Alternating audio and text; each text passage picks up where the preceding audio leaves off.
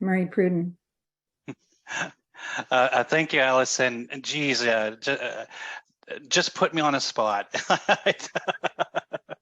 It's such a huge task. It's such a, yeah. Don't remind me. But Tanse, greetings. It's good to see so many wonderful faces.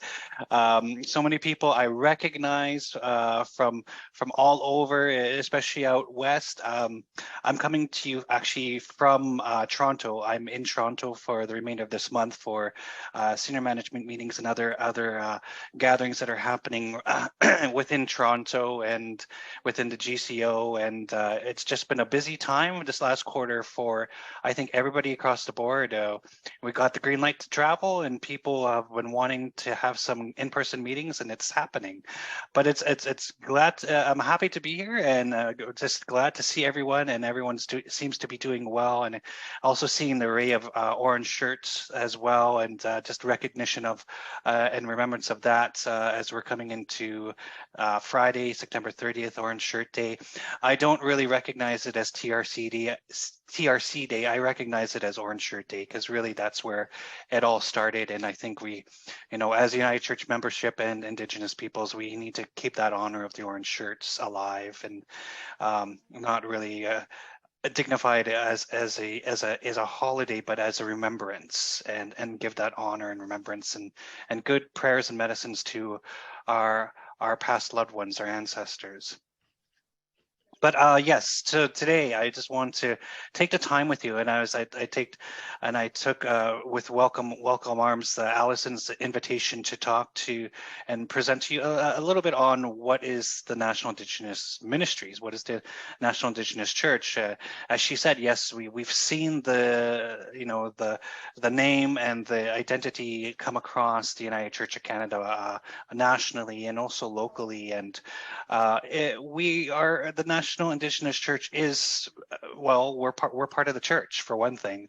We're another given stream of ministry of a recognized ministry within the United Church of Canada, basing the identification that we are clearly members who identify as Indigenous that partake within the United Church, and we're self-determining ourselves of saying who we are as Indigenous and First Peoples of this land.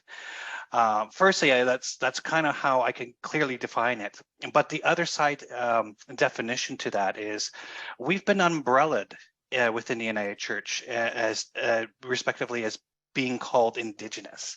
I first call myself Cree. I call myself Nihiel because I am Cree. That is my nation.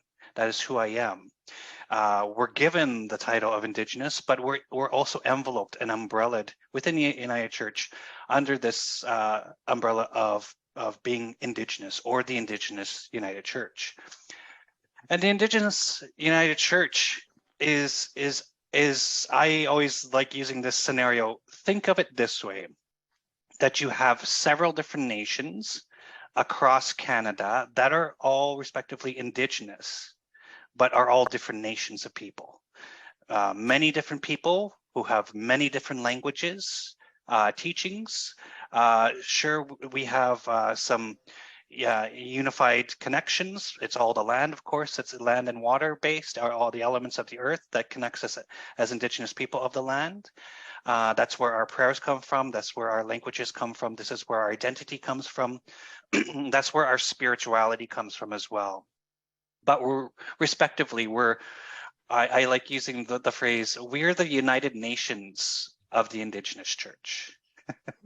So think of it that way, that we are people brought together as Indigenous, and we represent various Indigenous nations coming together to form the Indigenous United Church. I'd like to show a couple of slides here just to let you know a little bit of what we're going to be talking about, and also we're going to have some time where we can, Allison, we said we could have some time for some breakout rooms, because I will actually leave you with two questions to have some dialogue on as we go on, and then from there we can go into some questions. And Allison said to put your questions in the chat. Great, and we'll take them. But we'll greet those questions at the end. First of all, I just like to also acknowledge before we get going, just this year we have had a few of our eldership leave us in various communities across Canada here within the Indigenous Church, and of course everybody does recognize the loss of Alberta Billy out in British Columbia, and significant because of she was our benchmark to the apologies. And it's just very, very humbled to have known of her presence within the United Church and her significance to take the stand and start for us all in this early history that we carry within the United Church. And secondly, the loss recently over this past month, the loss of Bernice Soto from Saskatchewan. A mentor of my own, and I know of others that as well, like John Snow. She was a mentor, a gifted elder who also then carried on a torch in eldership for us all. Was also a respective member of the National Indigenous Elders Council, and she, right to herself and to all that she gave, she never gave up. She never stopped the teaching and maneuvering of keeping the church alive within our Indigenous presence in our community. So my heart goes out to their family as well. So let me carry on with a few slides here, and I do have the ability. Oh yes, I do have the ability to share my screen. So the first slide I want to show you. And let me know when you have the thumbs up. Somebody give me a thumbs up. You can see my screen. There you go. Thanks, Allison. This slide in particular. And I know when we use this this technology, sometimes it slows down your computer. So I'm showing you this slide here, and the reason why I'm showing you this slide is because just in July, the GC44 had passed the National Indigenous Council's proposal on restructuring of the Indigenous Church, and this is the very much general overview of what that proposal was in detail. So that the General Secretary identify and remove all the structural barriers to developing and sustaining a self-determining Indigenous church within the United Church of Canada. So we're going to come back to this. I just wanted to show you this because this is where we're at today as the National Indigenous Church. We're here today. We have this new process that we've given the green light to carry on and move forward on. And it is, as Allison said, there is a huge task. It's going to be a huge endeavor, and it's going to take a lot of commitment, a lot of community grassroots participation, a lot of leadership, a lot of also in United Church partnerships, because within the proposal too, we talk about relationships and having good relationships with the non-Indigenous church within the United Church of Canada. So you have a part to play in this as well, United Church of Canada. You are our partners in this, and we don't want to let that commitment and relationship go as well. I am going to show another slide here and carry on.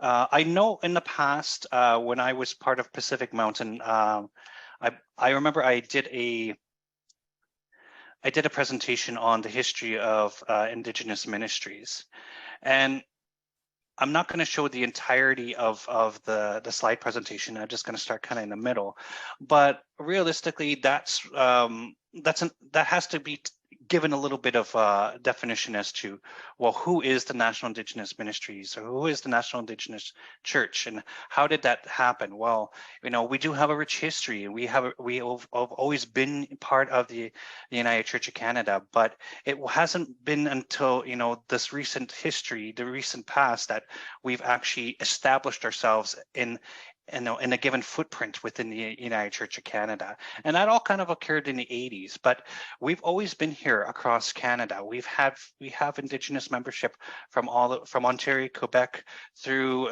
Northern Ontario to Keewatin, as we know it, in Manitoba, Saskatchewan, Alberta, and British Columbia, and we do have some memberships in the Yukon and territories that, you know, are self-identify as being Indigenous peoples. But we've always been a part of the church. Our history actually started before the United Church was formed in 1925, but it just within the last 35 years plus that we've actually been recognized as being a part of the United Church of Canada, as, you know, as we would call today the National Indigenous Council or in Ministries.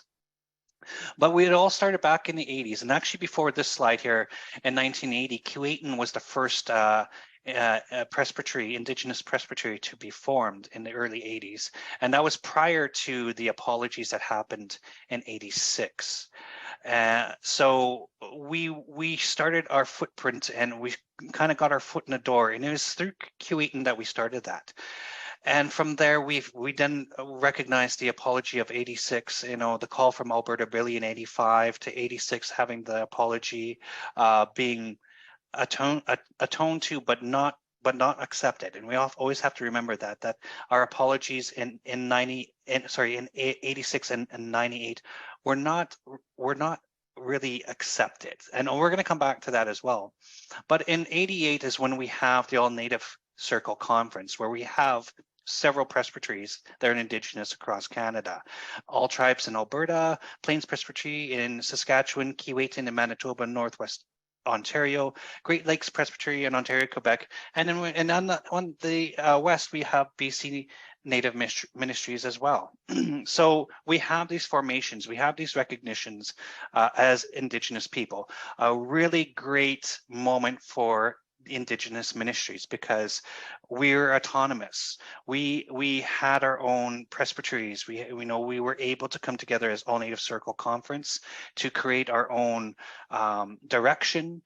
We were given our own authorities. We were making approvals on things. But as we all know, that, you know, it changed. We of course had the first Indigenous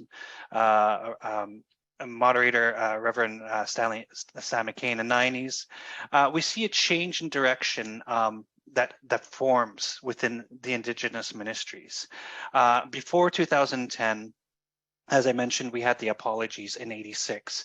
But then in 98, after that apology, you do see a change in what the Indigenous church is, because you start seeing Indigenous people start walking away from the church, from Christianity.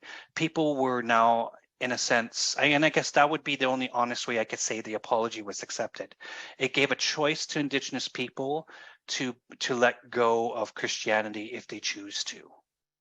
And so many did. So we do see a decline, just as we see a decline today in the non-Indigenous church. It's the presence of Christianity's changed significantly for Indigenous peoples, because we felt like we had a choice to say what our spirituality is, what our belief in God the Creator is. 2010, we have the formation of Aboriginal Ministries Council, and as you can see on the screen there's several different reps represented all across Canada, including a Métis rep, Intercultural Ministries, and General Council rep that help support this initiative. And then we see a little bit evolve and change happen, because within the United Church of Canada, money becomes tight. We all know that scenario that happened, and there was a call to restructure the church, which then also changed this placement for the Aboriginal Ministries Council and respectively our leadership. Because of that change, we had to come up with a respective new way of being, because we lost our autonomy. We lost who we were. Presbytery gave us that autonomy within the church, and it was taken away in a sense. Just as I respectively see happen with all the other conferences across Canada, but respectively, we were given some odd choices that there, to this day is still debate amongst Indigenous membership that we weren't given a choice, but we're told that you do, or you become something else. And respectively, the church had regions, Indigenous people had cluster groups. Cluster groups, as we know, don't have autonomy. They're not allowed to make their own decisions. So I'll just say this: WTF? Like, how are we allowed to say who we are? So we have the National Indigenous Spiritual Gathering that happened in August 2019, where we had slowly worked out of the AMC Council to form what we know today as the National Indigenous Council, which was once known as the National Indigenous Organization. There, we also formed the National Indigenous Elders Council as well. And then GC43 in October of 2019 declared the National Indigenous Council as a region. And so then that started the work again to get where we need to be to start the practice of declaring who we are and how can we achieve this. That became a very big task because we had a little bit of hiccups on the way. Hiccups within trying to develop who we are as a council for in leadership, who we are as elders council in leadership, who are we in partners with in the regions. There is so much to unfold, and we're still unfolding it a little bit today, but I think we're starting to have that momentum in our path.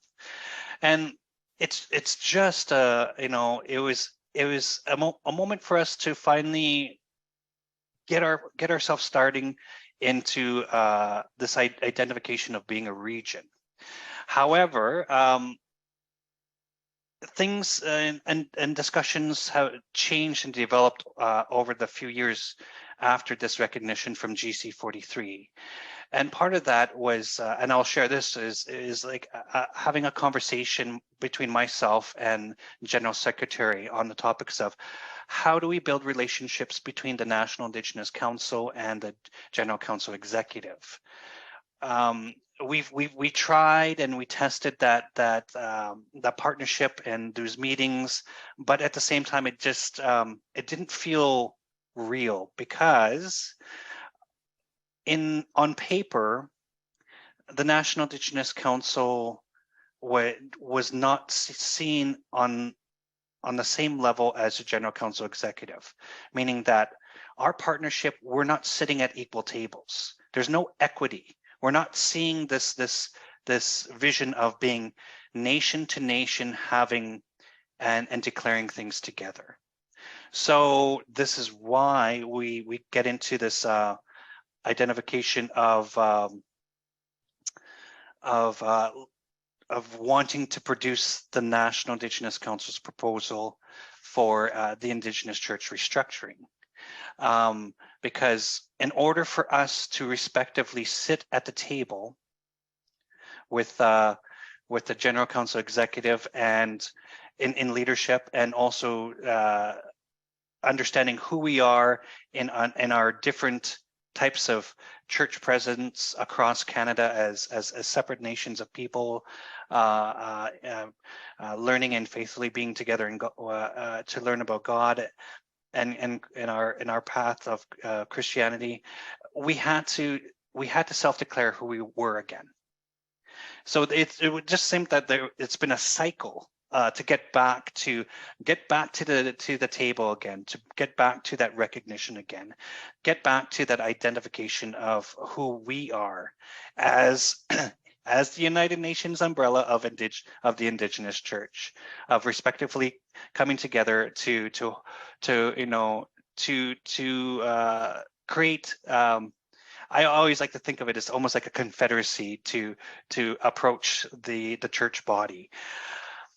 The Elders Council themselves has been a very graceful and very unique path. I call myself kind of the caretaker of our elders, because I've been with them for the last 2.5 years on their formation and their path together. And one of the things that the Elders Council is with the Elders Council, it's not an elected position.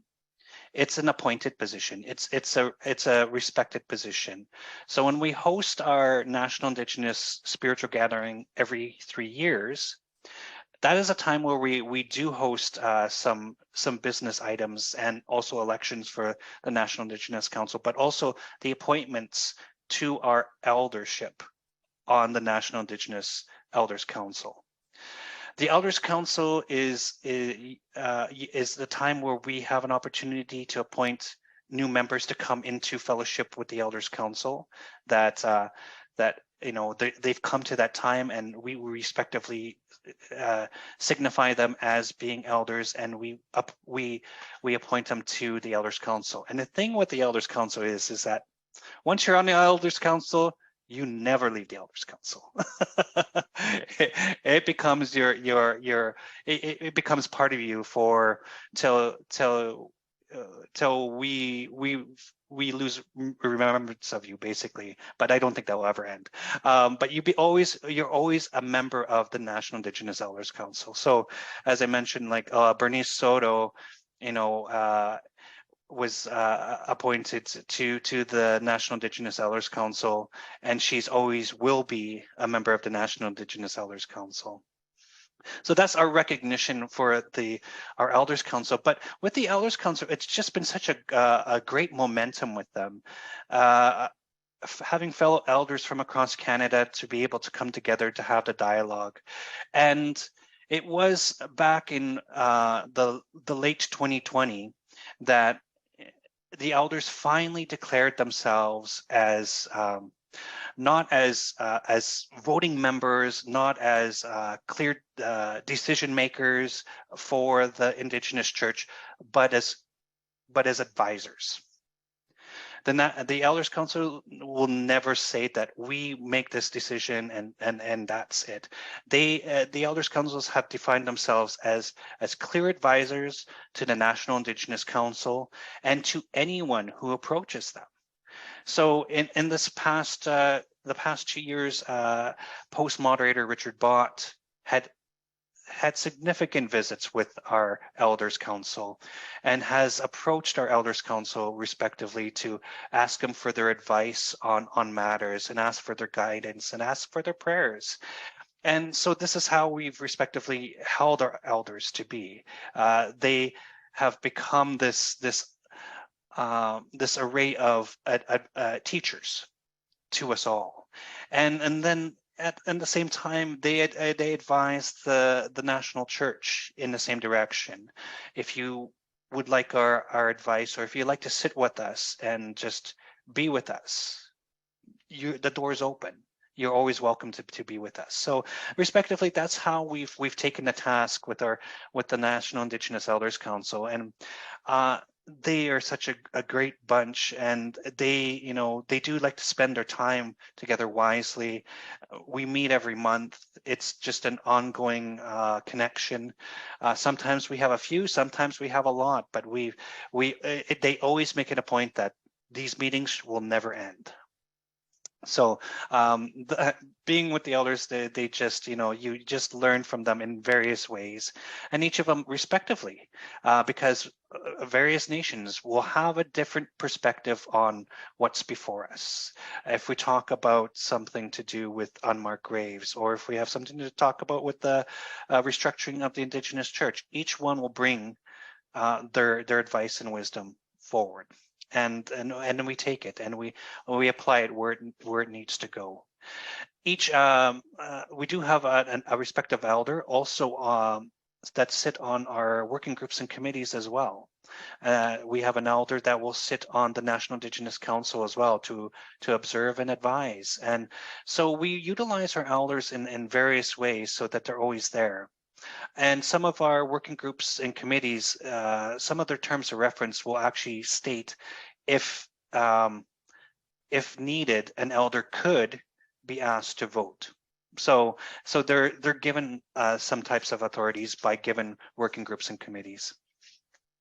The National Indigenous Council itself has been working through its purpose, working through its leadership, and trying to gain its momentum. And it is a great task, for leadership to maneuver, to understand. And the biggest question when I started with the group was, where do we need to go? How can we accomplish the next footprint in our path as an Indigenous church?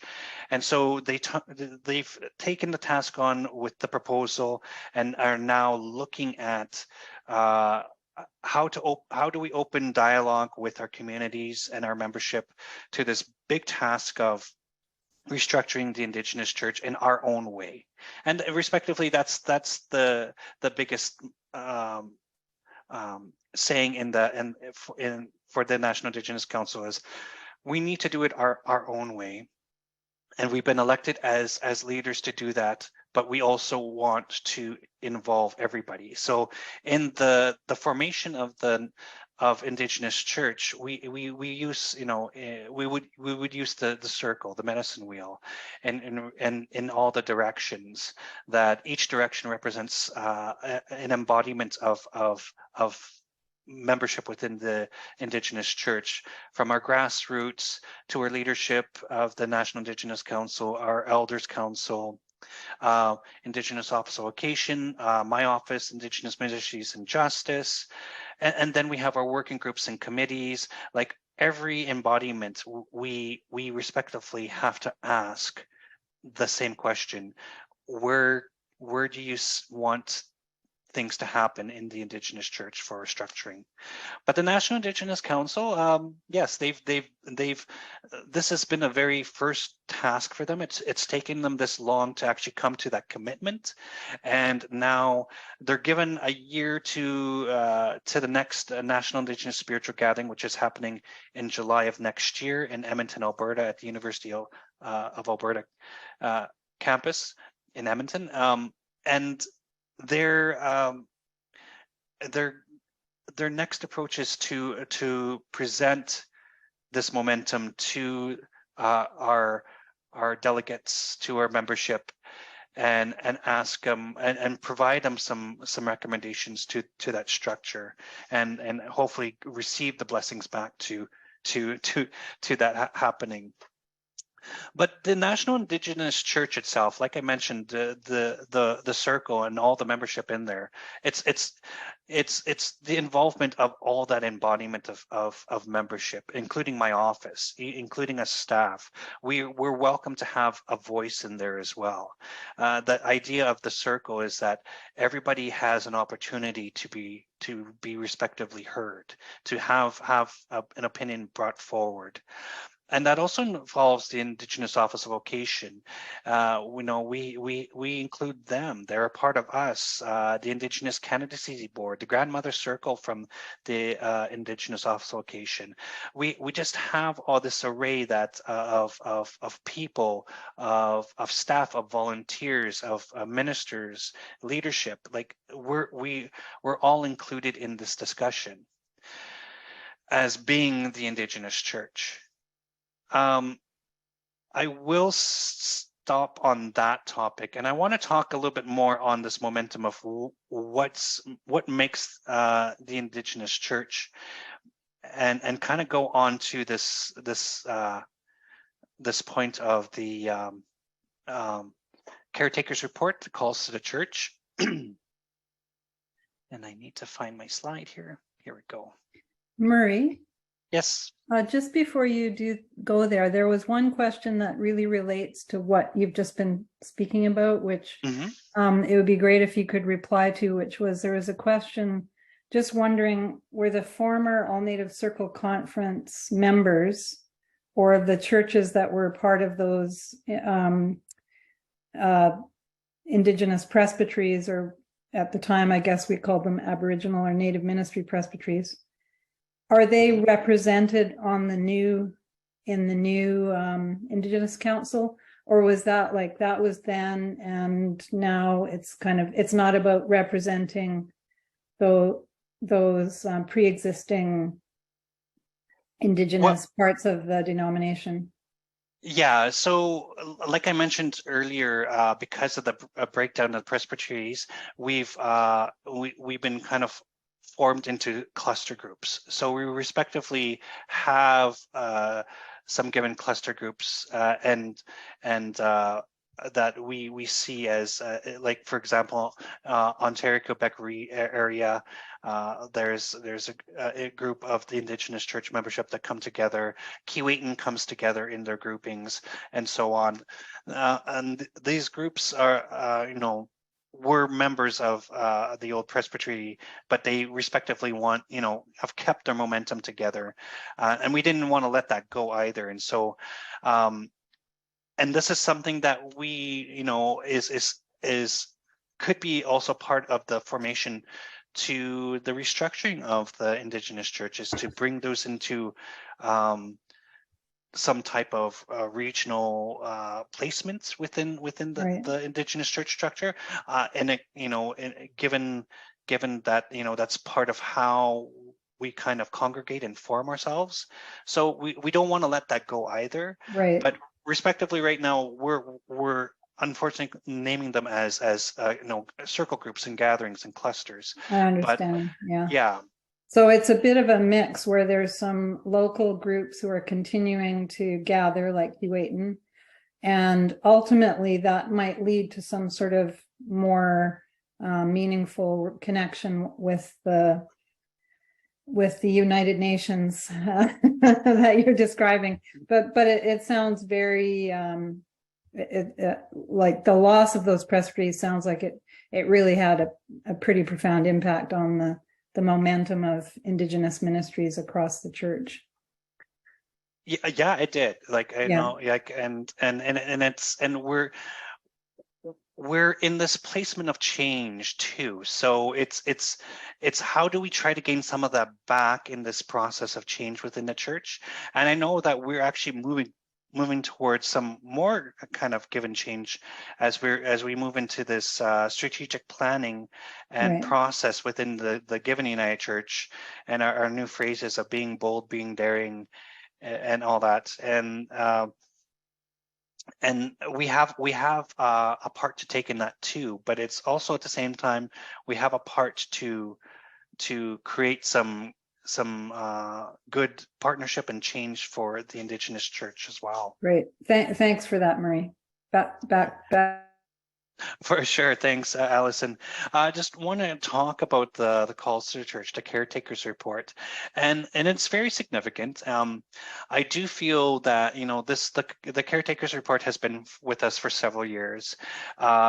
Membership across Canada is still trying to understand, well, what are the calls to the church? Well, it's the United Church of Canada. It's on our website. It's in our back pocket. Pick it up, use it, read it, please, because I think that's part of the unfortunates that I've come across since the beginning of the sitting of GC44, is that many people haven't picked up the Calls to Church Caretakers Report and actually read through it. It's 11 pages, yes, but and it clearly defines 9 points that at the time of the leadership at the time coming together to make those points together to help the non-Indigenous church understand who we are and what direction we want to be.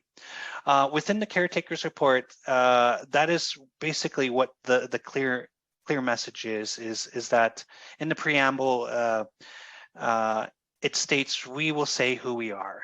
Basically, who we are as ministry, as a church, as a people, as leadership within the church. It's clearly stated out that in there.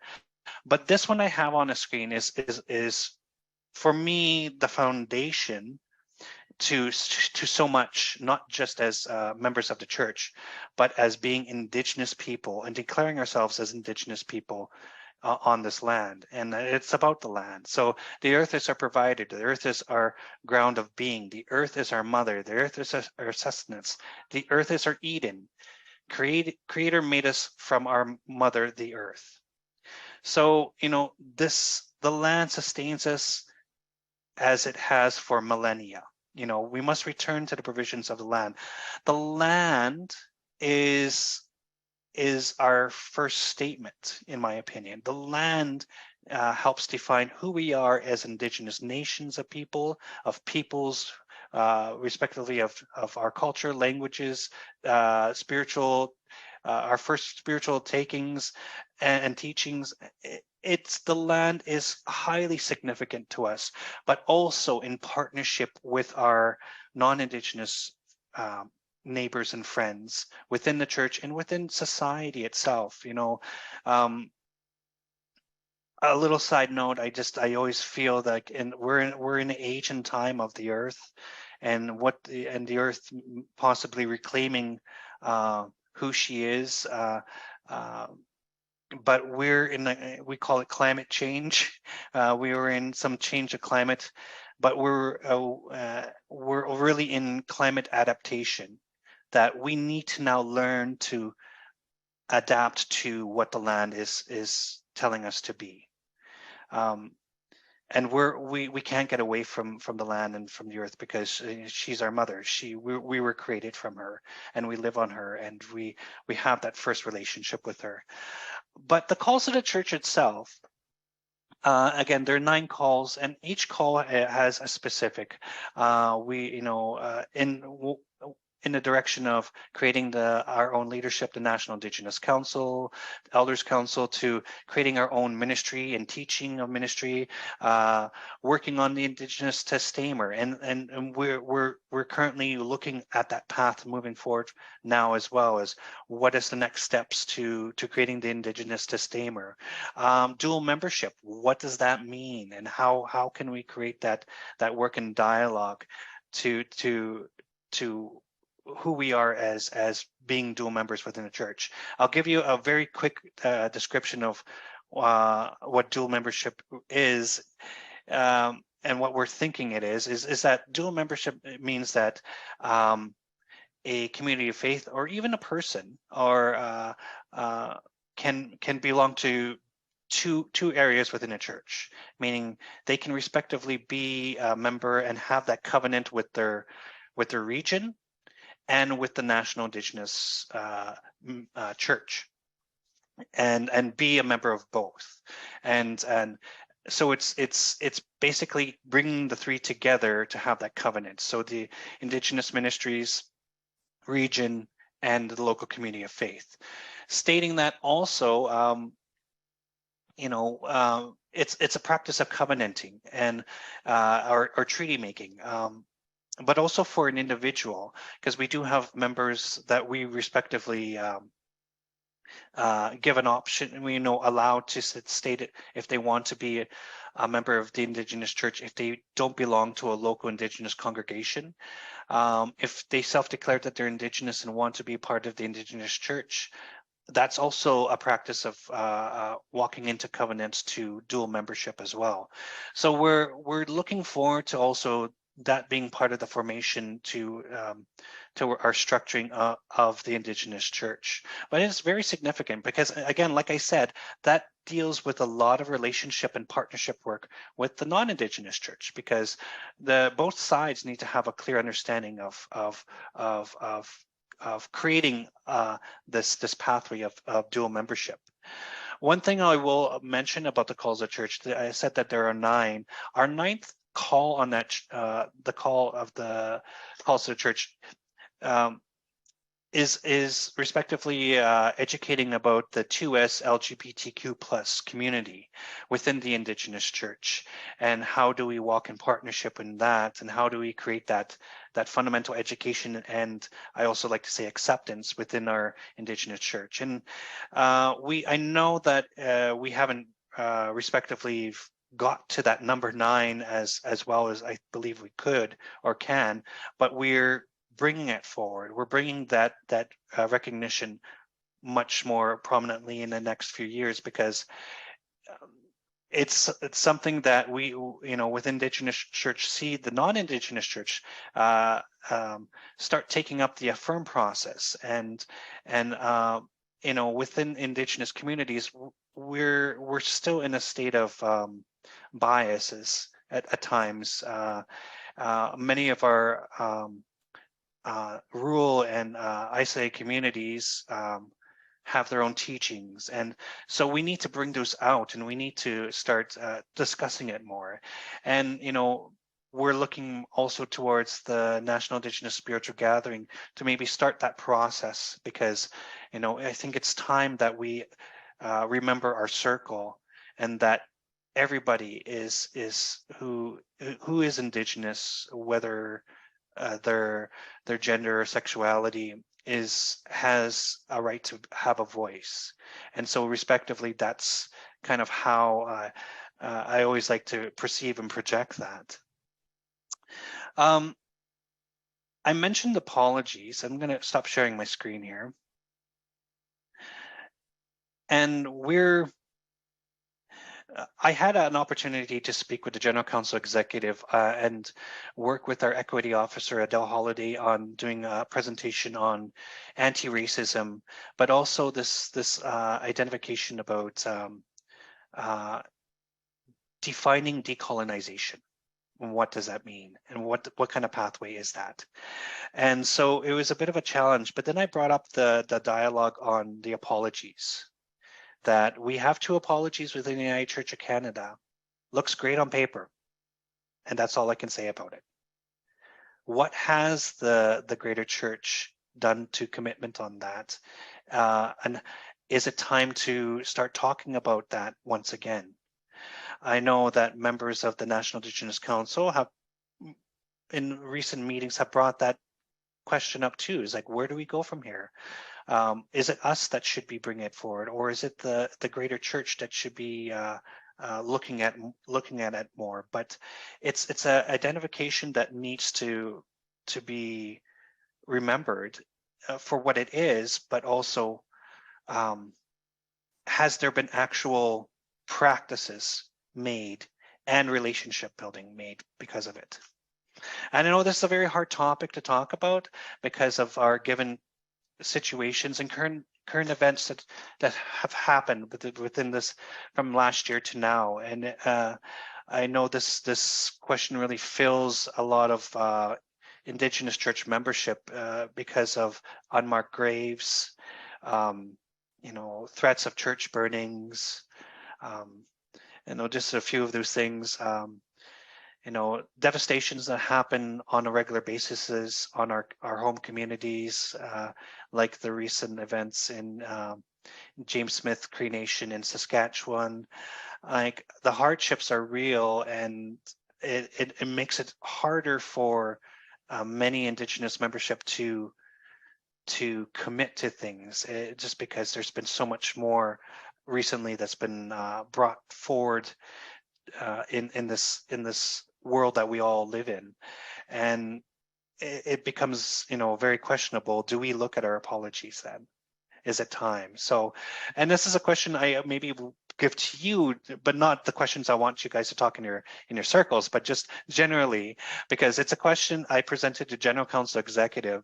Is it time to look at the apologies? I'll leave it with you to make that decision, but I just want to have that spark in your mind if and when it's ready to start walking in relations in that dialogue. But I think at this point I'd like to kind of go into 2 questions for everyone here, and before we go into a question period at the end.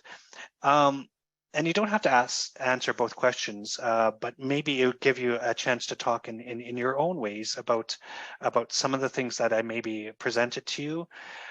But the first question I want to ask, and maybe Allison, you can put this in the chat. What is your definition of decolonization? And the second question, just a little tiny question, Marie. just a little question, Yeah, yeah. and I want it in point form. Yeah. Okay, I got question one. I probably spelled it badly, but it's in the chat. What's the other question, Marie? And the second question is, as the United Church of Canada, where do we go from here together?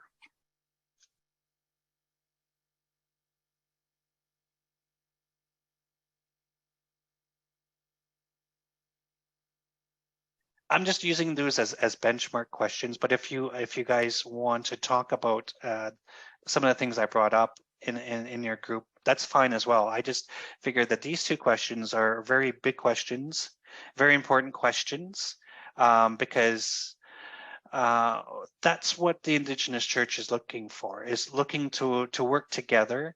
I know it was a bit sketchy there in 2019 when the Indigenous Church, when we got approved to be have the authorities of a region, but without actually having recognition of being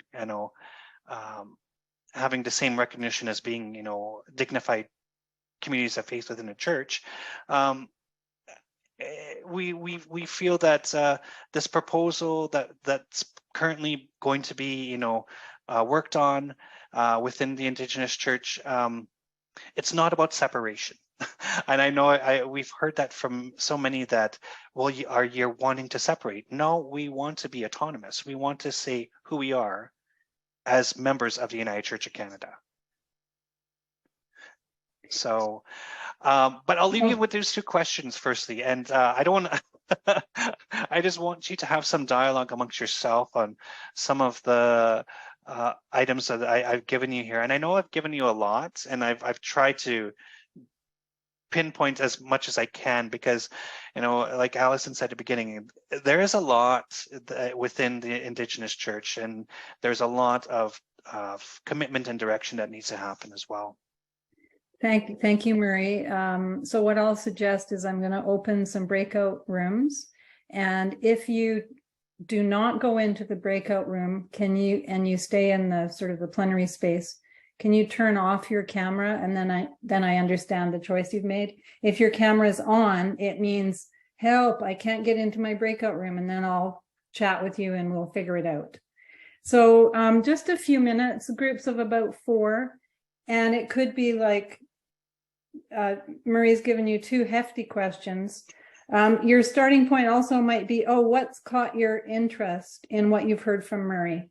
Kind of what's piqued your curiosity, or you're like, oh, I didn't know that. Kind of start there and maybe work your way into the decolonization question, since we only have a few minutes. I'll open the rooms.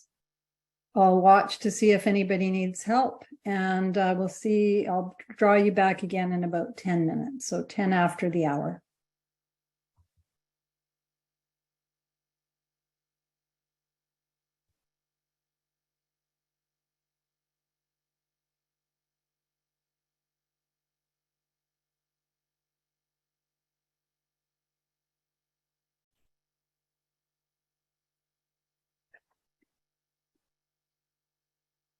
Welcome back, companions, and thanks for, hopefully that was a good moment to connect with some others and name some things that are emerging for you out of this sharing, generous sharing from Marie today.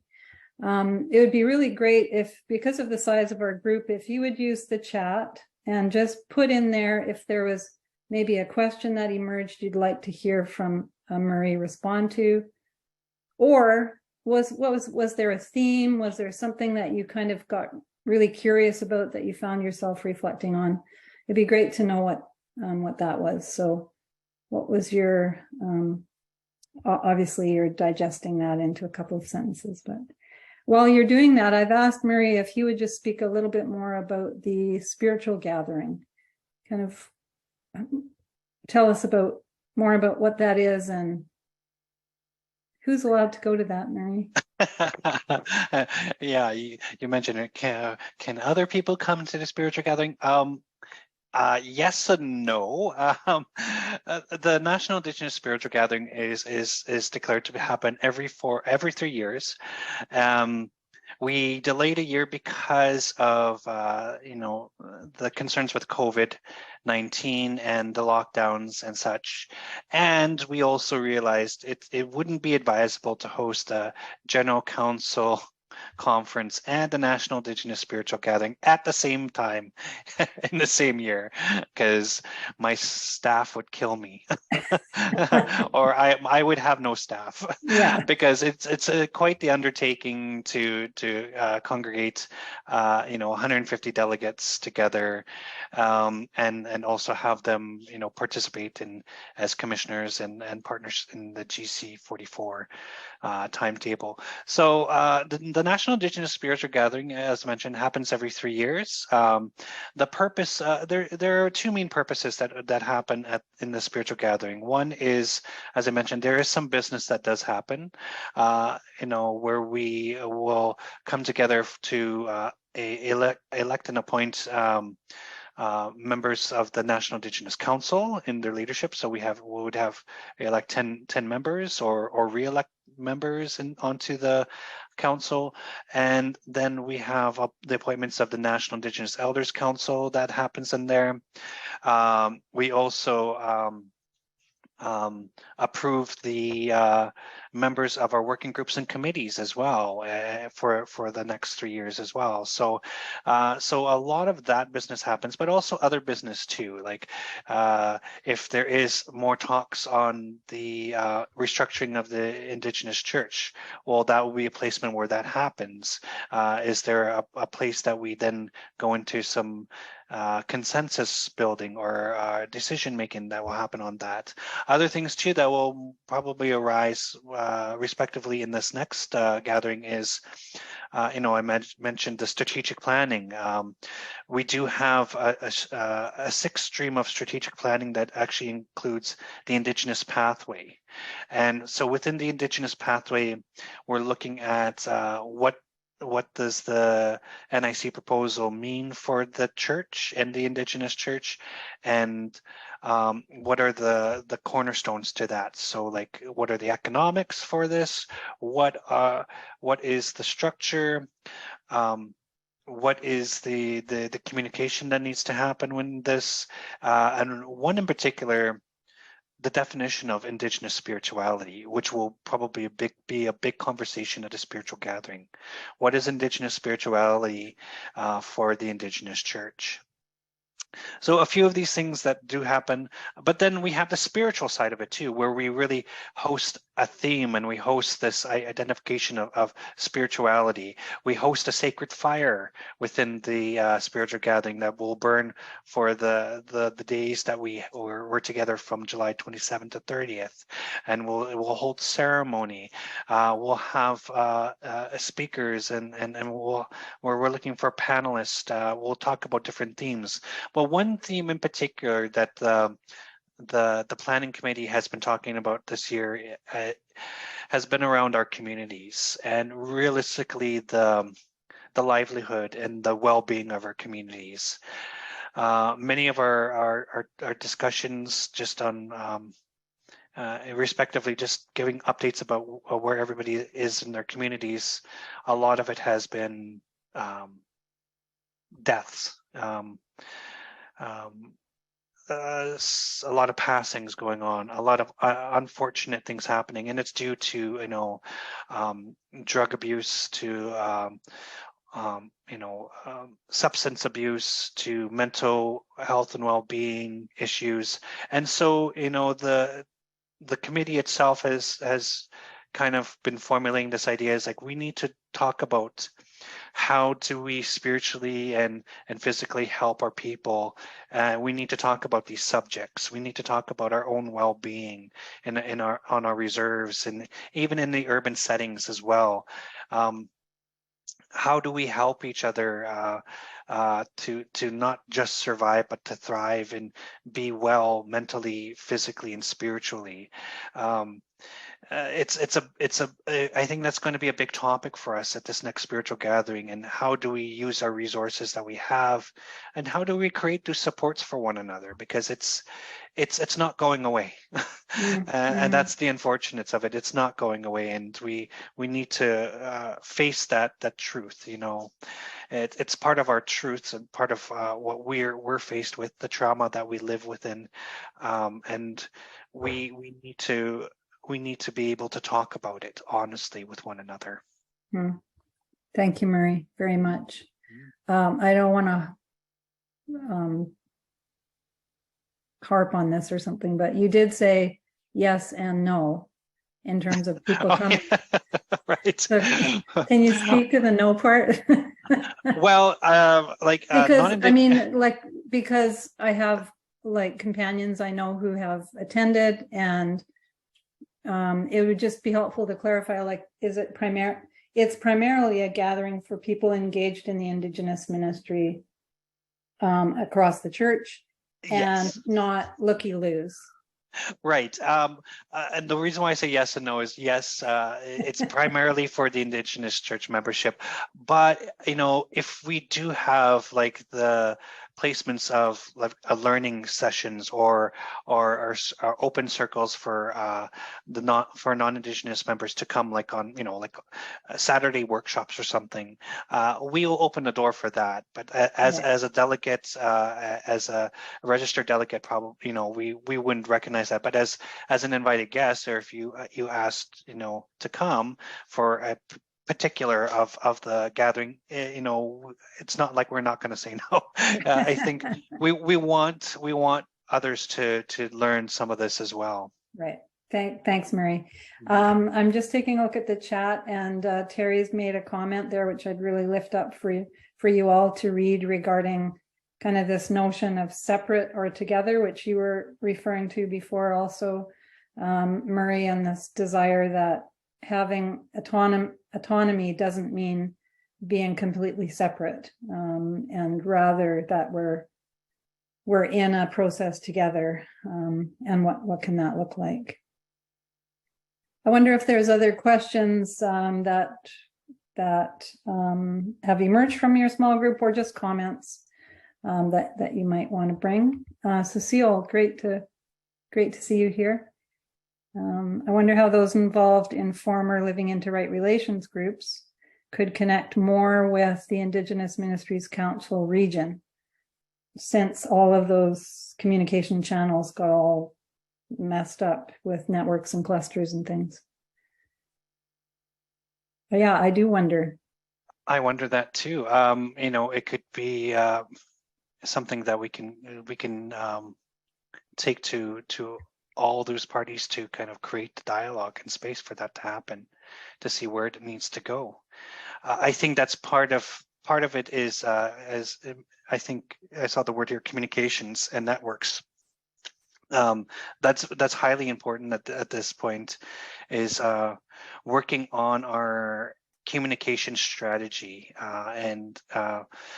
but with that communication strategy, there's the practice of active listening, and not just filtering notes and objectives, but actually working out a format or a plan on how to achieve things in these active listening opportunities. Thanks, Murray.